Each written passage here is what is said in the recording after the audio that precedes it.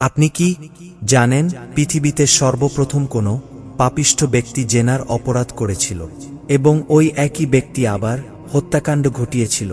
পৃথিবীর সর্বপ্রথম হত্যা সেই একই ব্যক্তি করেছিল। বর্তমান অপরাধ বিশ্লেষকরা এই জন্যই বলে থাকেন যে ব্যক্তি জীবনে কোনো না কোনো হত্যাকাণ্ড করেছে, গবেষণা করে দেখা যাবে ওই একই ব্যক্তি জীবনে কখনো না কখনো জেনার অপরাধ করেছে। কেননা হত্যাকাণ্ড এবং জেনা একই সুতোয় গাঁথা। হযরত আদম আলাইহিস সালাম জান্নাত থেকে পৃথিবীতে আসার পর সর্বপ্রথম আদম এবং মা হাওয়ার ঘরে দুইটি সন্তান জন্ম নেয়।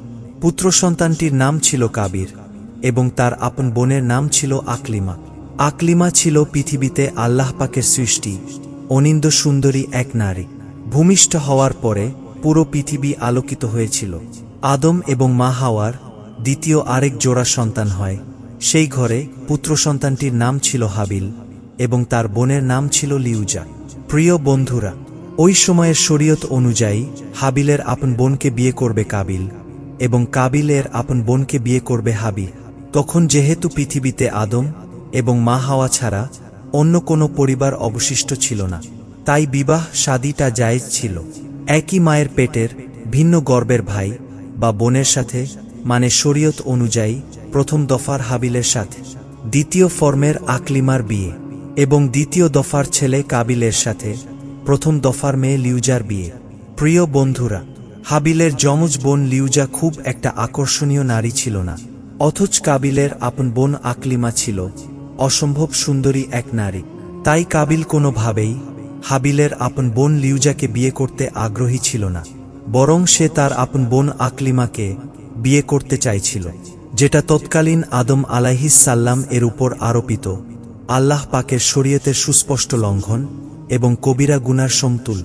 হযরত আদম আলাইহিস সালাম কাবিলকে খুব ভালোভাবে বোঝানোর চেষ্টা করলেন, কিন্তু কাবিল কোনোভাবে হযরত আদম আলাইহিস সালামের কথা মেনে নিতে রাজি ছিল না, বরং সে তার সিদ্ধান্তে অনড় ছিল।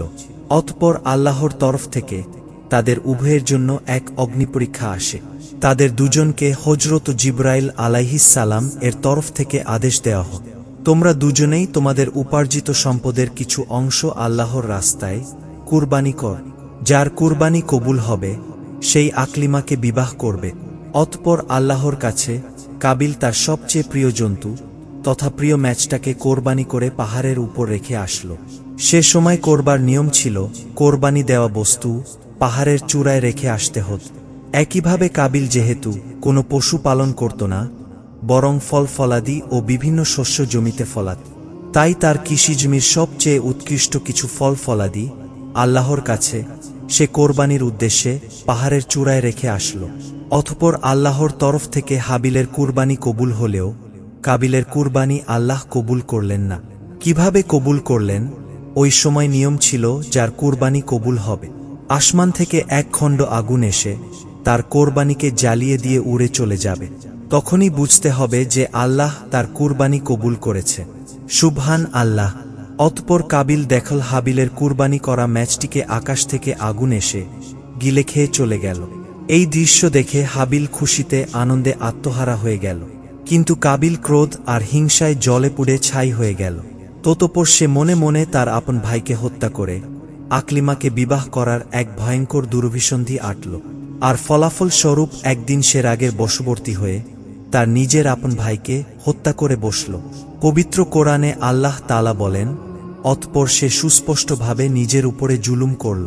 এই ঘটনায় কাবিল পৃথিবীতে প্রথম মানব হত্যার পাপে লিপ্ত হয়।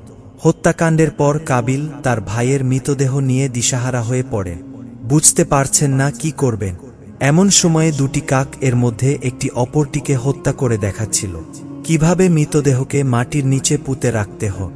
কাবিলের দৃশ্য দেখে শিক্ষা নিয়ে তার বাড়ি হাবিলের দেহ মাটির নিচে সমাধি করে, কেননা এটা ছিল পৃথিবীর প্রথম হত্যাকাণ্ড। তাই হত্যাকারী নিজেও জানত না মৃত্যু কি জিনিস অথবা লাশের দাফন কাফনি বা কি জিনিস, কারণ মৃত্যু বা লাশ এই সব নিয়ে তাদের কাছে ধোঁয়াশা ছিল। কারণ পৃথিবীর বুকে এই পর্যন্ত কেউ কোনোদিন কাউকে হত্যা করেনি, কোনো লাশকে কখনো দাফন কাফনের প্রয়োজন হয়নি। আল্লাহু আকবার। এই ঘটনা মানবজাতির ইতিহাসে অত্যন্ত এক দুঃখজনক মুহূর্ত হিসাবে চিহ্নিত হয়। এটি মানুষকে দেখায় যে ক্রোধ, হিংসা এবং ঈর্ষা কতটা বিধ্বংসী হতে পারে, এবং ভাই ভাই এর মধ্যেও যে এমন ঘৃণ্য কাজ ঘটতে পারে তা এই কাবিল দেখিয়ে গিয়েছে। হযরত আদম ও মা হাওয়া তাদের পুত্র হাবিবের মৃত্যুতে গভীর শোক প্রকাশ করেন, এবং কাবিল এর এই কাজের জন্য তারা মনে অত্যন্ত কষ্ট পান। আর কাবিল এ হত্যাকাণ্ডের পর তার অন্তরে আল্লাহ মোহর মেরে দেন, ফলাফলস্বরূপ অপরাধবোধ এবং লজ্জায় সমাজ থেকে বিচ্ছিন্ন হয়ে পড়ে। তিনি তার যমজ বোন আকলিমাকে নিয়ে পালিয়ে যান এবং এক নির্জন জঙ্গলে আশ্রয় নেন। শয়তান তাকে বলে, তোমার কোরবানি এর জন্যই কবুল হচ্ছে না, কারণ তুমি আগুন পূজা করছো না। দেখো না, তোমার ভাই হাবিল আগুনের পূজা করত বলেই আকাশ থেকে আগুন এসে তার কোরবানিকে গিলে খেয়ে নিয়েছে, কিন্তু তোমার টা নেয়নি।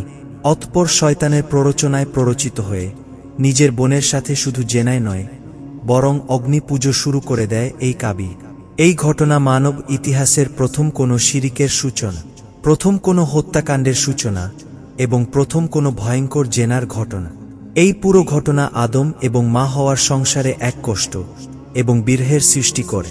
দীর্ঘ কয়েকশো বছর কষ্ট যন্ত্রণায় কাটানোর পর আল্লাহ রাব্বুল আলামিন আদম এবং হাওয়ার উপর রহমত করেন এবং এমন একটি পুত্র সন্তান দান করেন যার নাম হয় শীষ, যেটাকে ইংরেজিতে শেথ বলা হয়। শীষ একজন ধর্মপরায়ণ এবং সৎচরিত্রের অধিকারী মানুষ ছিলেন, যিনি মানবজাতির মধ্যে সত্য ও ন্যায়ের পথ প্রচার করেন। হযরত আদম এর মৃত্যুর পর শীষ তার প্রতিনিধি হিসাবে মানবজাতির নেতৃত্ব দেন। তিনি তার সকল পুত্র, কন্যা এবং অনুসারীদের সমানভাবে সৎপথে চলার উপদেশ দিয়েছেন।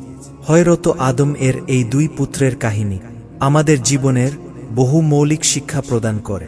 হাবিলের জীবন থেকে আমরা শিক্ষা নিতে পারি যে ভালো কাজের প্রতিদান সর্বদা ইতিবাচক।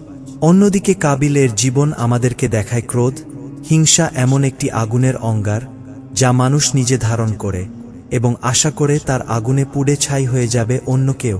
এই ঘটনায় স্পষ্টভাবে আমাদের জানিয়ে দেয় প্রতিটি কাজের একটি ফলাফল আছে এবং আমাদের পছন্দ ও কর্মের মাধ্যমে আমরা নিজেদের জীবনের পথ নির্ধারণ করি। হাবিল ও কাবিলের মধ্যে বিপরীত চরিত্রের মাধ্যমে আমাদের দেখানো হয় যে ভালো এবং মন্দের মধ্যে সব সময় একটা স্পষ্ট পার্থক্য আছে এবং প্রতিটি ব্যক্তির উচিত সঠিক পথ নির্বাচন করা। আল্লাহ তাআলার নির্দেশিত পথ অনুসরণ করে হাবিল নির্দোষ ও পরিশুদ্ধ জীবন যাপন করে, যার ফলস্বরূপ তার কুরবানি গৃহীত হয়। অন্যদিকে কাবিল এর ঈর্ষা ও ক্রোধ তাকে অধঃপতনের দিকে নিয়ে যায়, যার পরিণামে তিনি তার ভাইয়ের প্রাণ নেন এবং নিজের জীবনে অন্ধকার এবং নির্জনতা ডেকে আনে।